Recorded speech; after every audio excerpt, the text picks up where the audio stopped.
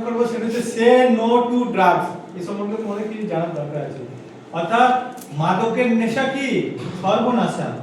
মাদক মানে কি? যেটা নিলে আমাদের কি হয়? নেশা হয়, তাকে বলে মাদক দ্রব্য। মাদক দ্রব্য কি কি আছে?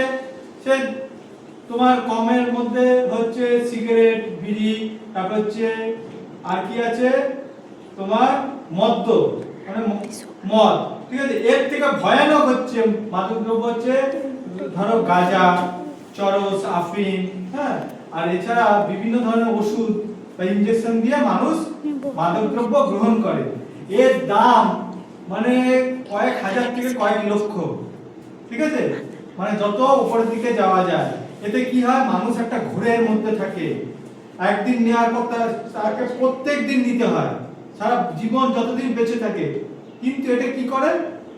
এই যে একটা যুব সমাজের কাজ হচ্ছে সে নিজের পায়ে পড়াশোনা করে চাকরি বাকরি করবে বা কোনো কাজ করে নিজের পায়ে দাঁড়াবে, তার পরিবারকে দেখবে, সমাজকে দেখবে, দেশের উন্নয়নের কাজে লাগবে। কিন্তু কিছু কুচক্রী আছে যারা কি করে এই সমাজটাকে, এই দেশটাকে নষ্ট করে দেওয়ার চেষ্টা করছে। তারা মাদকের মাধ্যমে এই যুব সমাজকে বা যারা দেশকে গঠন করবে সেই সমাজটাকে ধ্বংস করে দেওয়ার চেষ্টা করে।